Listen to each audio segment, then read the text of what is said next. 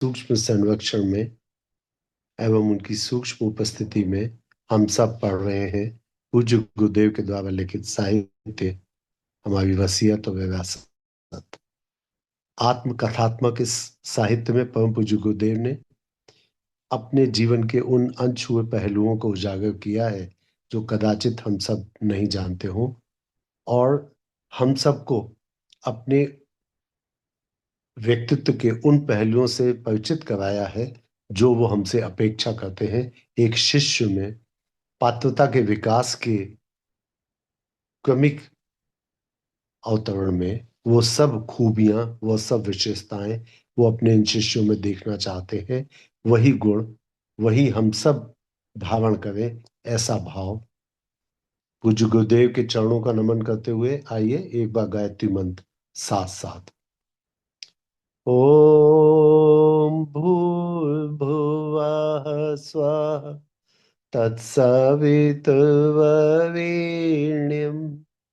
भर्गो देवस्य धीमहि धियो यो नः प्रचोदयात्। ओम गुरुर्ब्रह्मा गुरुर्विष्णु गुरुर्देव महेश्वर गुरुरेव परब्रह्म तस्मै श्री गुरुवे नमः।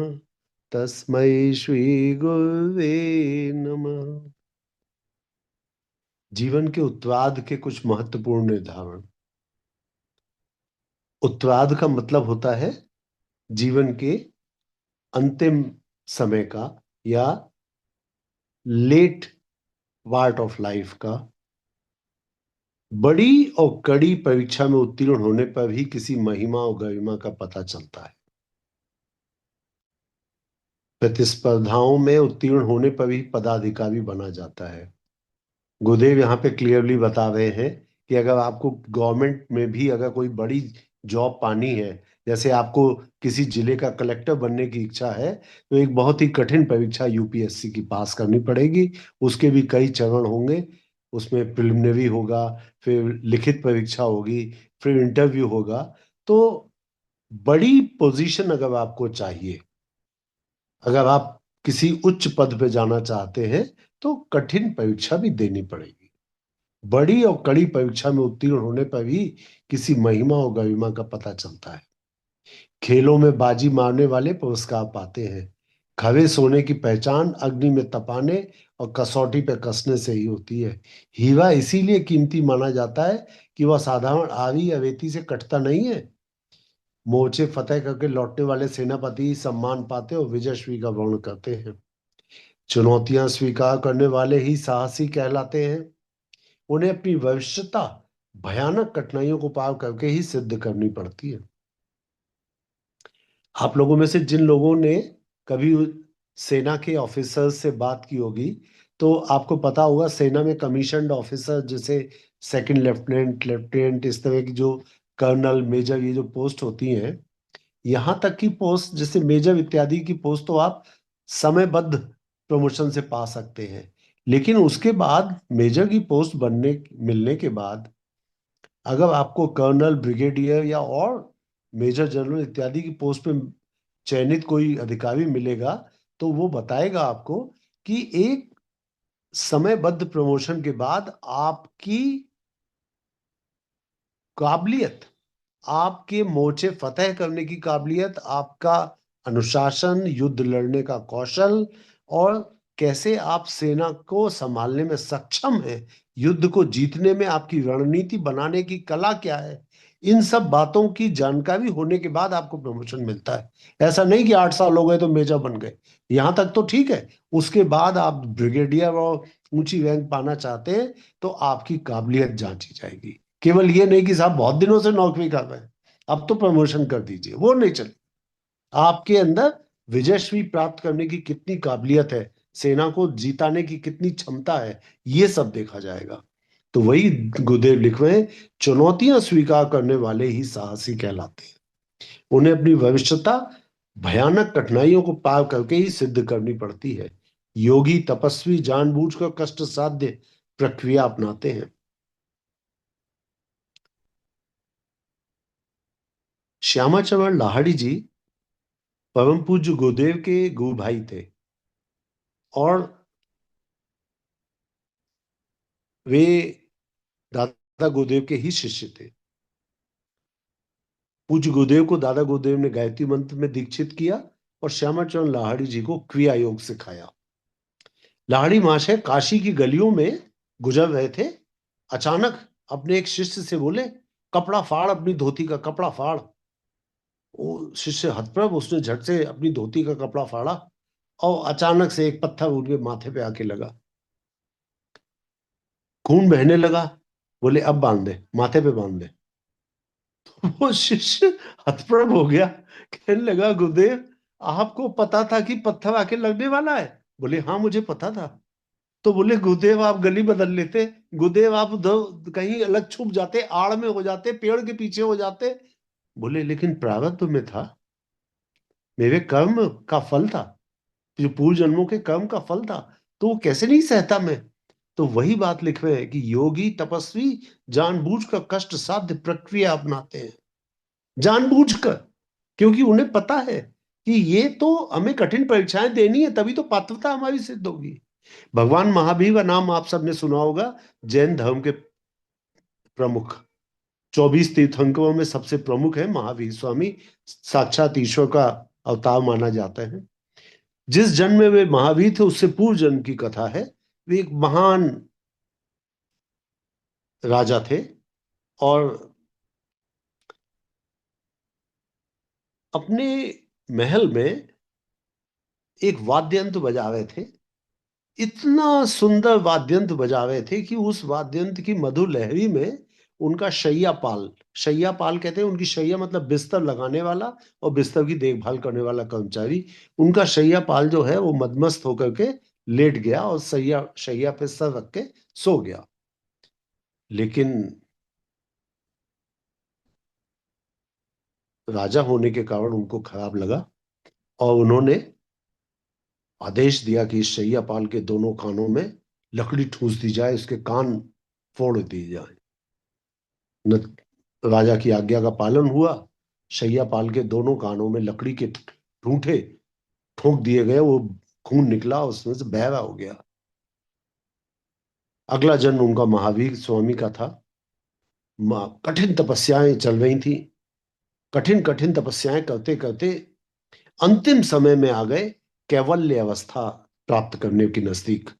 कैवल्य का एक मतलब होता है केवल, केवल आप ईश्वरी चेतना भर रह जाएं, शरीर जो है केवल डब्बे की तरह से, और कैवल्य अवस्था को प्राप्त करें मतलब आप एकमात्र भगवत चेतना आपके अंदर है, आप आत्म साक्षात्कार कर लेते हैं, ईश्वर से तदाकार हो जाते हैं, तद्रूप हो जाते हैं, ईश्वर रूप हो जाते हैं।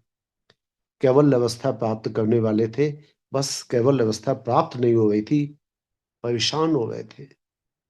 क्या हो गया, अचानक ध्यान की गहनतम गहराइयों में गए और उन्होंने अपने पूर्व जन्म में देखा कि उन्होंने एक शैयापाल को दोनों कानों में लकड़ी ठूंसने का भयानक आदेश दिया है। एक आह निकली, उसकी पीड़ा को अनुभव किया और अनुभव करने के बाद उन्होंने आवाज लगाई सूक्ष्म में, शैयापाल तुम्हारी चेतना जहां कहीं भी हो वहां मेरे सामने आए। महावीर स्वामी जिस जन्म में ये प्रक्रिया अपना रहे थे उस जन्म में वो शैयापाल एक चौराहा था। वो आया और उन्होंने उसे निवेदन किया, शैयापाल मेरे कानों में लकड़ी ठूंस दो। महावीर स्वामी ने कहा। महावीर स्वामी जिस जगह तपस्या कर रहे थे वो अरहर की खेत पास में थे। शैयापाल ने जो अरहर काटने के बाद जो लकड़ी के ठूंठे, जड़ और तने का छोटा छोटा पार्ट ठूंठ रह जाती है, वो दो ठूंठ निकाले और पत्थर से उनके कानों में ठोक दिया। महावीर स्वामी के उनके कानों से खून की धार बही और तत्काल उनको कैवल्य प्राप्त हुआ। कार्मिक अपने अकाउंट तो क्लियर करने ही पड़ेंगे, कठिन साधनाएं, भयानक कठिनाइयां, कष्ट साध प्रक्रिया अपनानी पड़ेंगी। आपको अपने पूर्व जन्मों के किए हुए एक एक कर्म का फल चुकाना पड़ेगा, तब जाकर के आप कैवल्य को प्राप्त कर सकेंगे। योगी तपस्वी जानबूझकर कष्ट साध्य प्रक्रिया अपनाते हैं। कृष्ण की गरिमा को जिनने जाना वे दोदांत उन्हें बर्बाद करने के लिए आरंभ से ही अपनी आक्रामकता का प्रदर्शन करते रहे। भगवान श्री कृष्ण पूर्ण आर जब बालक ही थे तभी से अनेक असुर, पूतना और अनेक अनेक धेनुकासुर, इस तरह से करके इतने असुर उनको अंत करने के लिए, उनके जीवन का अंत करने के लिए उनके ऊपर आक्रमण करते रहे। लेकिन वकासुर, अघासुर, कालियासुर, कंस आदि अनेकों के आघातों का सामना करना पड़ा। पूतना तो जन्म के समय ही विष देने आई थी, आगे के जीवन भर भी उन्हें संघर्षों का सामना करना पड़ा। तो सोचिए, एक पूर्ण अवतार को कितने कठिनाइयों का सामना करना पड़ा।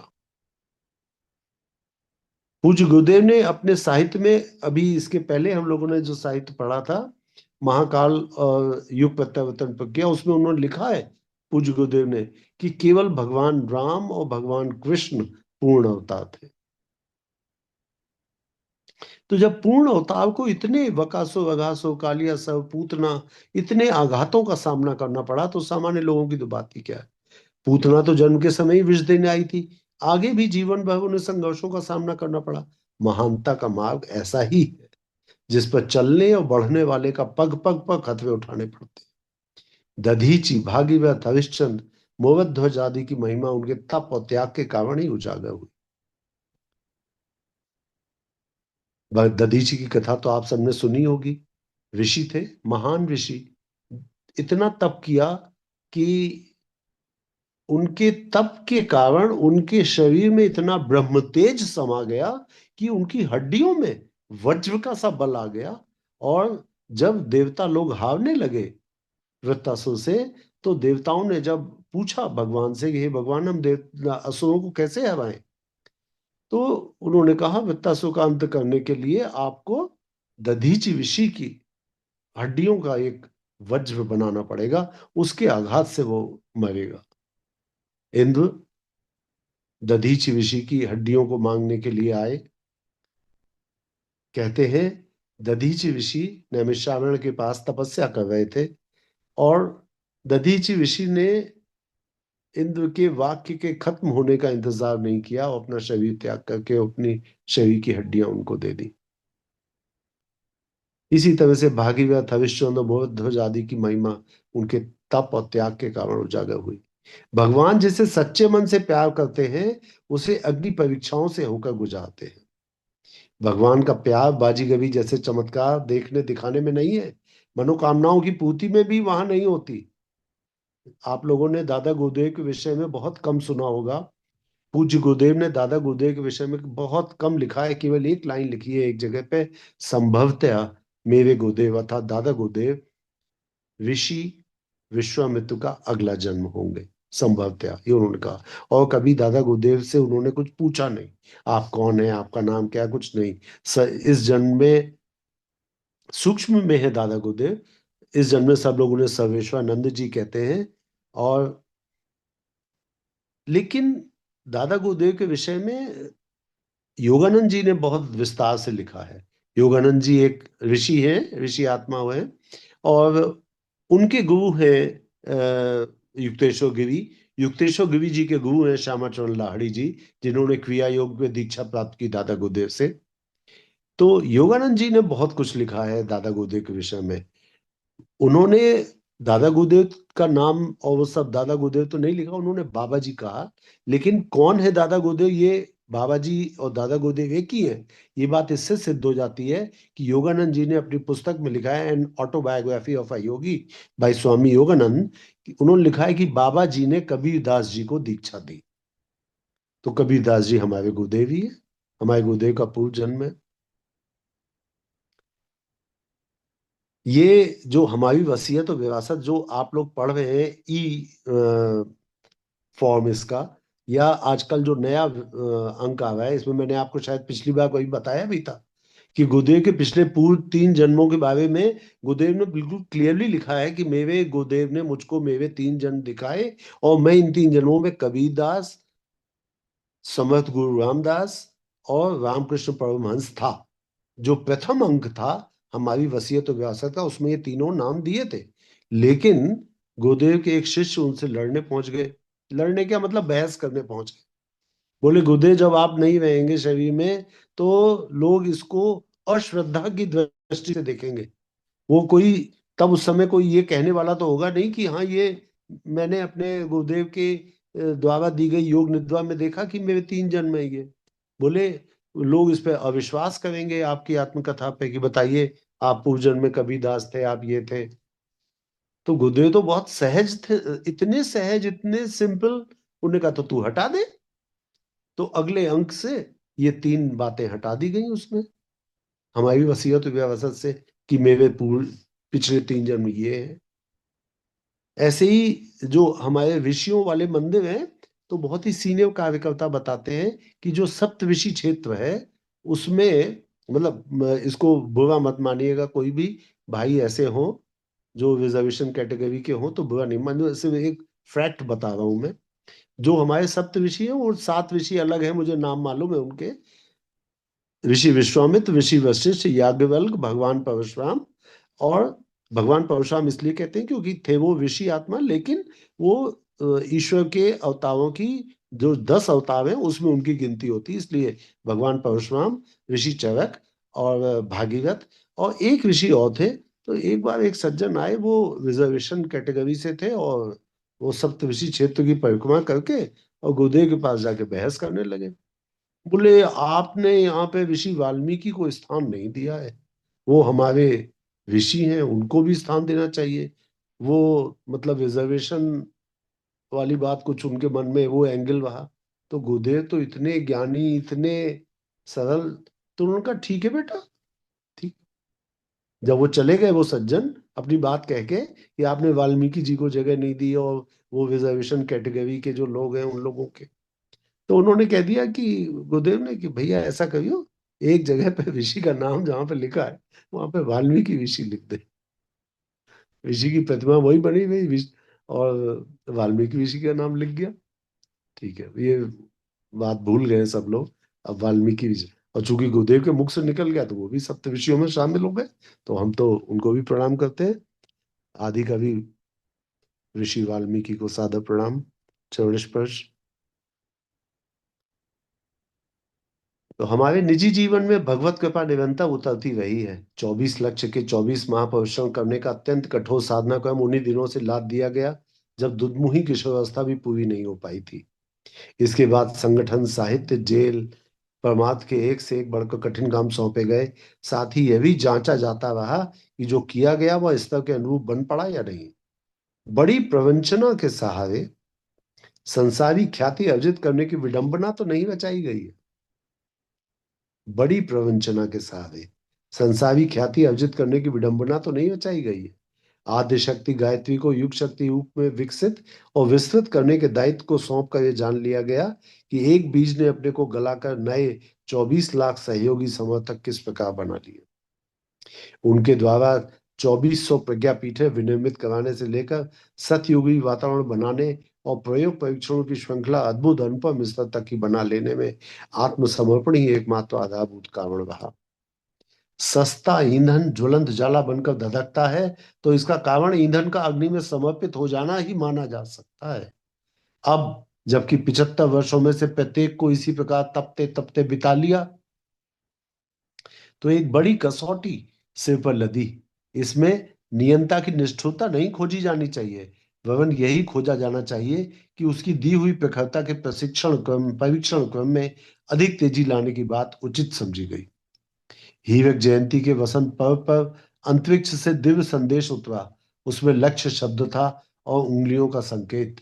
यो यह एक पहेली थी और उसे सुलझाने में देर नहीं लगी। प्रजापति ने देव, दानव और मानवों का मार्गदर्शन करते हुए उन्हें एक शब्द का उपदेश दिया था, द। तीनों चतुर थे। उन्होंने संकेत का सही अर्थ अपनी स्थिति और आवश्यकता के अनुरूप निकाल लिया। द कहा गया था, द। देवताओं ने दमन अर्थात जैसे संयम, इंद्रिय दमन, संयम। दैत्यों ने दया और मानवों ने दान के रूप में उस संकेत का भाष्य किया जो सर्वथा उचित था। अंतरिक्ष से केवल एक शब्द आया, प्रजापति ब्रह्मा ने देव दानव मानवों का मार्गदर्शन करते हुए एक शब्द का उपदेश दिया, द। द से देवताओं ने कहा दमन, इंद्रियों का समन करो, संयम करो। इंद्रियों दमन को, संयम को उन्होंने अपनाया। दैत्यों ने दया, और मानवों ने दान के रूप में उस संकेत का भाष्य किया जो सर्वथा उचित था। 1-1 लाख की 5 श्रृंखलाएं संजोने का संकेत हुआ। उसका तात्पर्य है कली से कमल बनने की तरह खिल पड़ना। अब हमें इस जन्म की पूर्णाहुति में 5 हव्य सम्मिलित करने पड़ेंगे। वे इस प्रकार है: 1-1 लाख की 5 श्रृंखलाएं। तो 1 लाख कुंडों का गायत्री यज्ञ। 1 लाख कुंडों का गायत्री यज्ञ कैसे होगा? चाहे हजार हजार कुंड के 100 हो जाएं, या छोटे छोटे कुंडों वाले यज्ञ 1 लाख स्थानों पे हो जाएं। 1 लाख युग स्वजेताओं को उभारना तथा शक्तिशाली प्रशिक्षण करना। 1 लाख वृक्षों का आरोपण। 1 लाख ग्राम तीर्थों की स्थापना। 1 लाख वर्ष का समय दान संचय। अर्थात मनुष्य जाति, अगर 1 लाख व्यक्ति अपना एक एक वर्ष का समय दे दे, 1 लाख व्यक्ति अगर अपना एक एक वर्ष का जीवन का समय दे दे, तो वो 1 लाख वर्ष का समयदान हो गया। तो पूज्य गुरुदेव ने कहा 1 लाख के 5 सूत्र मिले उनको। कली को खिलना था कमल की तरह से, ब्रह्म कमल की तरह से। 1 लाख कुंडों का गायत्री यज्ञ, 1 लाख युग स्वजेता अर्थात कार्यकर्ताओं का प्रशिक्षण, 1 लाख वृक्षों का आरोपण, 1 लाख ग्राम तीर्थों की स्थापना। 1 लाख गांव ऐसे बन जाएं जिन्हें ग्राम तीर्थ कहा जा सके, जहां पे हमारे परिव्राजक रहते हो, जो उन ग्रामों को तीर्थ की तरह से डेवलप कर दे। 1 लाख वर्ष का समयदान संचय। यूं पांचों कार्य एक से एक कठिन प्रतीत होते हैं और सामान्य मनुष्य की शक्ति से बाहर, किंतु वस्तुतः ऐसा है नहीं। वे संभव भी हैं और सरल भी। आश्चर्य इतना भर है कि देखने वाले उसे अद्भुत और अनुपम कहने लगे। 1 लाख गायत्री यज्ञ। वरिष्ठ प्रज्ञापुत्रों में से प्रत्येक को अपना जन्म दिवसोत्सव अपने आंगन में मनाना। जो भी लोग गायत्री परिवार के कार्यकर्ता हैं, या जो भी लोग इस स्वाध्याय में जुड़े हैं, उन सबको ये संकल्प करना चाहिए कि हम अपने परिवार के प्रत्येक व्यक्ति का जन्मदिन एक यज्ञ के द्वारा मनाएंगे। अगर आप एक कुंडी या यज्ञ भी कर लेंगे अपने घर में और आसपास के 10 लोगों को बुला लेते हैं, तो उन 10 लोगों तक मैसेज चला गया कि गायत्री मंत्र क्या है। आप संक्षेप में बताएं हमारे गुरुदेव कौन है, उन्होंने क्या किया, उनकी क्या साधना थी। एक बात आप सबको बता सकता हूं मैं, जो यहाँ पे प्रत्येक कार्यकर्ता, सीनियर कार्यकर्ता अपने जूनियर्स को बताते हैं, वो ये: देखिए, आप गुरुदेव की तरह की साधना नहीं कर सकते, इतनी कठिन साधना, लेकिन उनकी साधना की चर्चा करके उनके तप, उनकी शक्ति, उनके प्राण के एक अंश के भागीदार बनते हैं आप जब भी नए लोगों को अपने गुरुदेव की साधना के बारे में बताते हैं, आप उनकी साधना में हिस्सा पाते हैं। 1 लाख गायत्री यज्ञ। भविष्य प्रज्ञा पुत्रों में से प्रत्येक को अपना जन्म दिवसोत्सव अपने आंगन में मनाना हो। उसमें एक छोटी चौकोर वेदी बनाकर गायत्री मंत्र की 108 आहुतियां तो देनी ही होंगी।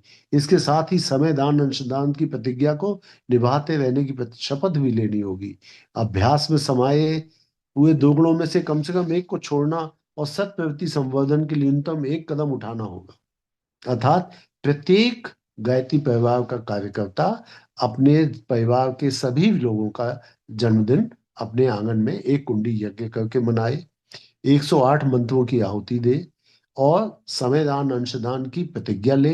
हम भाई हफ्ते में 1 घंटे या हफ्ते में 2 घंटे समयदान करेंगे। संडे के दिन तो समयदान किया ही जा सकता है। आप में से प्रत्येक व्यक्ति इतना तो कर सकता है कि संडे के दिन 1 घंटा अपने मोहल्ले में जाके लोगों को अखंड ज्योति बांट दे। गायत्री मंत्र के बारे में छोटे बच्चों को इकट्ठा करके, 4 बच्चे इकट्ठा मिल जाए, उनको बैठ करके बस इतना बता दे गायत्री मंत्र के क्या फायदे हैं। गायत्री मंत्र का जाप करने से हमारे ब्रेन की कैपेसिटी बढ़ती है। गायत्री मंत्र का जाप करने से प्री फ्रंटल कॉर्टेक्स में ग्रे मैटर की डेंसिटी बढ़ती है। आपकी याददाश्त अच्छी होती है, लर्निंग अच्छी होती है, इंटेलिजेंट बनते हैं आप। और गायत्री मंत्र के अनेक फायदे बताए जा सकते हैं। ये सब आप करेंगे तो गुरुदेव के तप की शक्ति में एक अंश आपको मिलेगा। उससे आप आगे बड़ा कदम उठाने की ओर बढ़ पाएंगे। इस प्रकार अंशदान से झोला पुस्तकालय चलने लगेगा और शिक्षितों को युग साहित्य पढ़ने तथा अशिक्षितों को सुनाने की विधि व्यवस्था चल पड़ेगी। अगर आप बहुत ज्यादा कुछ नहीं कर सकते हैं तो अपने घर पे एक छोटा सा दीप यज्ञ कर लीजिए संडे की शाम को, 4 से 5 या 3 से 5 के बीच में। वहां पे कुछ मत करिए, केवल एक छोटा दीप यज्ञ। और आपको दीप यज्ञ में ज्यादा कुछ नहीं आता तो 5 दीपक 5 अगरबत्ती जला के केवल गायत्री मंत्र बोल दीजिए 24 बार। दीप यज्ञ हो गया। भावना करिए कि पूज्य गुरुदेव परमवंदनीय माता जी की सूक्ष्म उपस्थिति है, उनका अनुग्रह, उनकी कृपा हम सबको मिल रही है। ये बताइए उनको कि आप उनके तप की शक्ति में भागीदार बनेंगे अगर गायत्री मंत्र का जाप करेंगे, अगर आप उनको अपना गुरु मान लेंगे। इस तरह से दीप यज्ञ करें। ज्यादा कुछ नहीं कर सकते तो अखंड ज्योति या गुरुदेव का साहित्य पढ़ने लगे उनके सामने। उनसे कहिए भैया आधा घंटा बैठ के हम लोग चलिए एक किताब का स्वाध्याय करते हैं, सब लोग पढ़ेंगे। बस इतनी सी बात।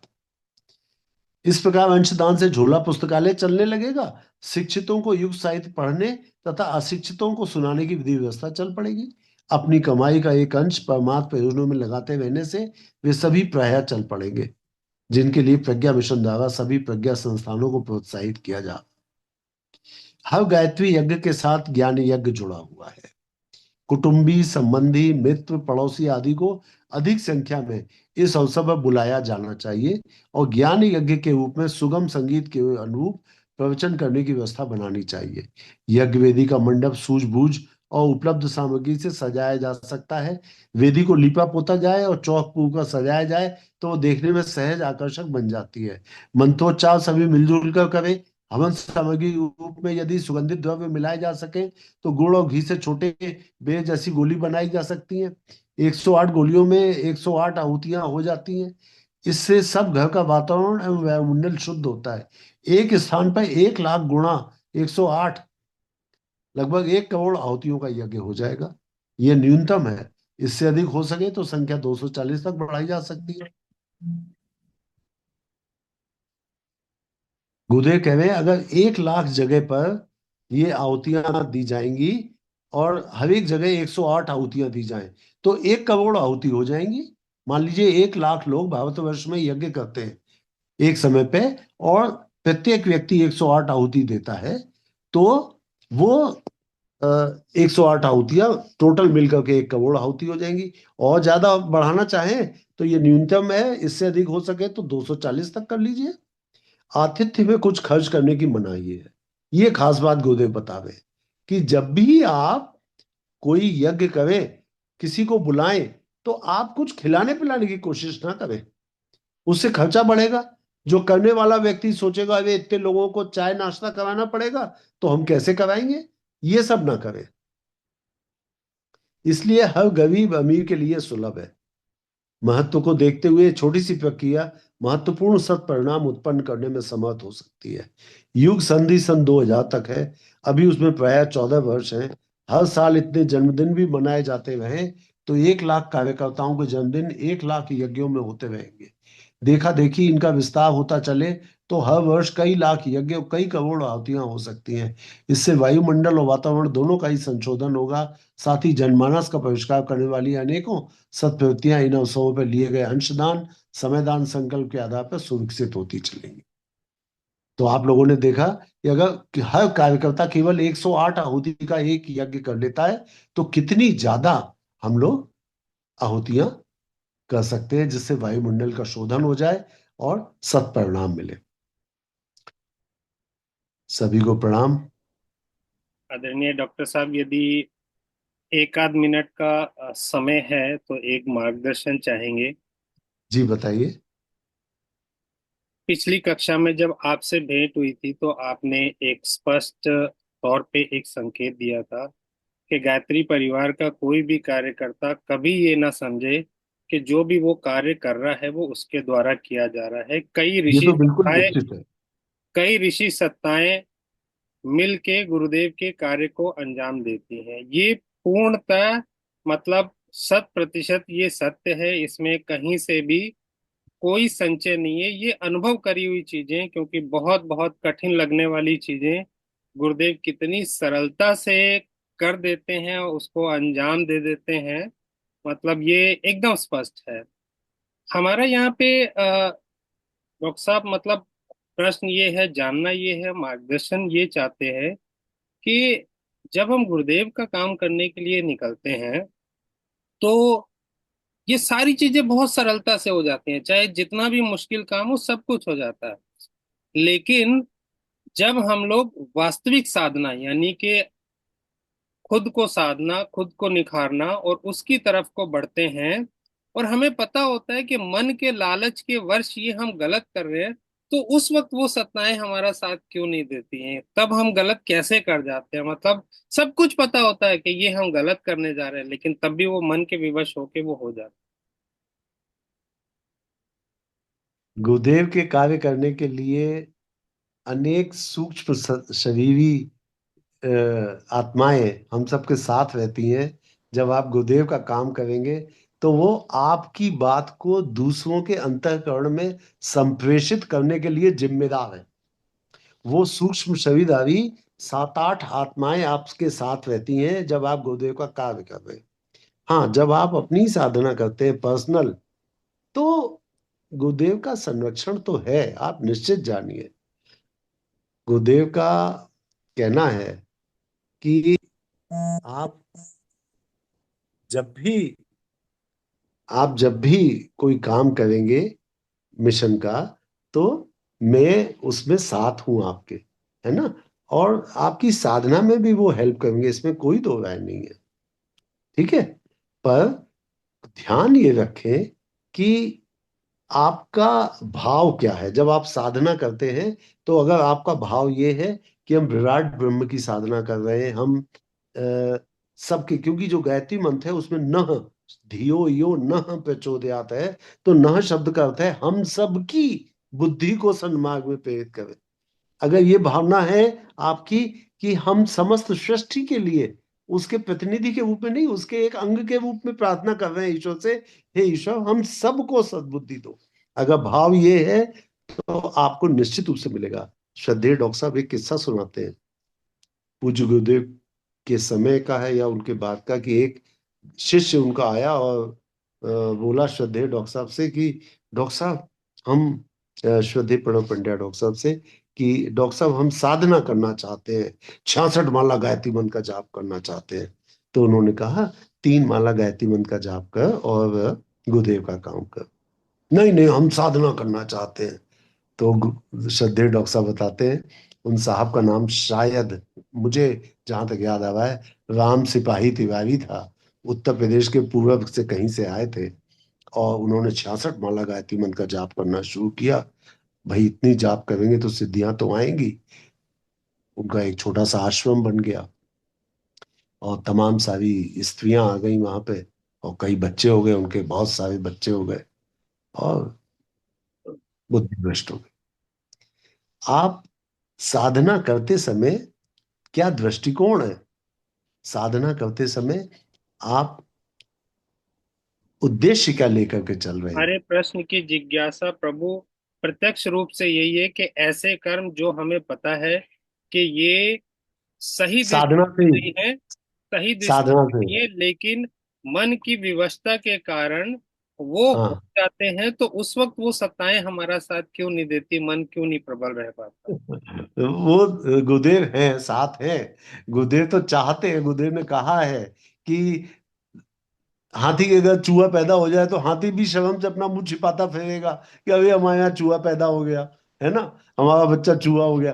तात्पर्य क्या हमको बता रहे गुरुदेव कि गुरुदेव ने लिखा भी है कि हमने 24 महापुरुषार्थ किए हैं। मेरी हार्दिक इच्छा है कि कम से कम एक एक शिष्य उनका एक एक महापुरुषार्थ तो करे।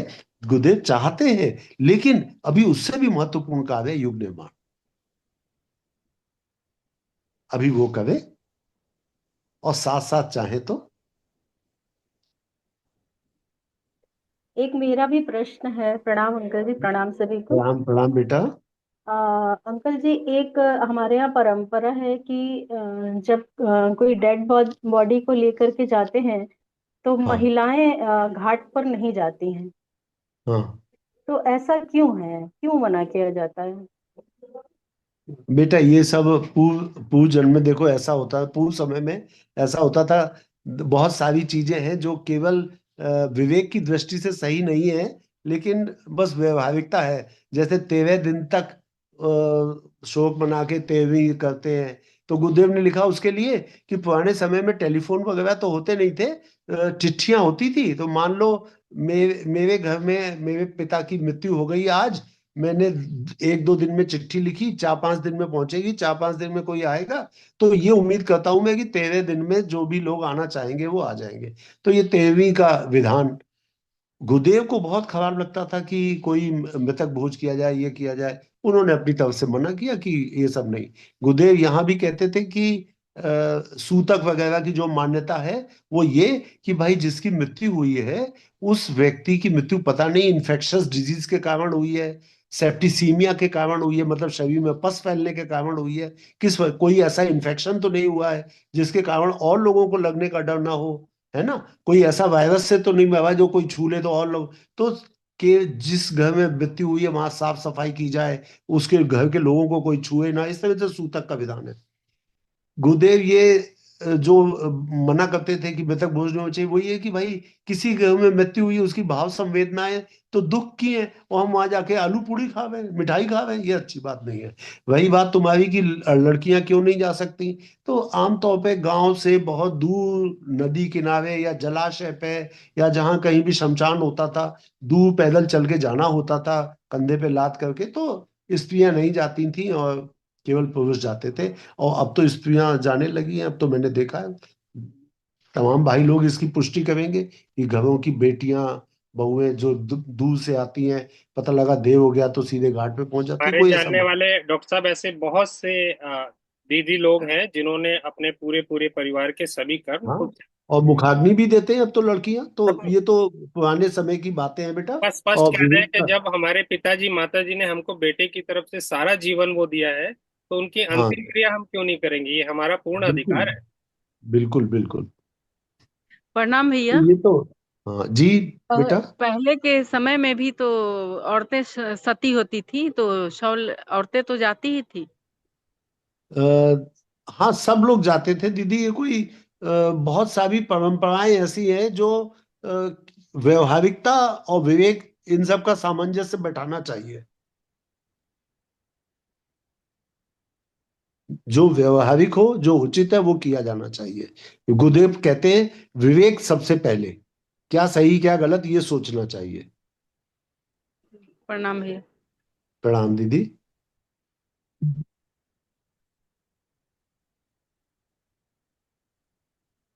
प्रणाम भैया। प्रणाम।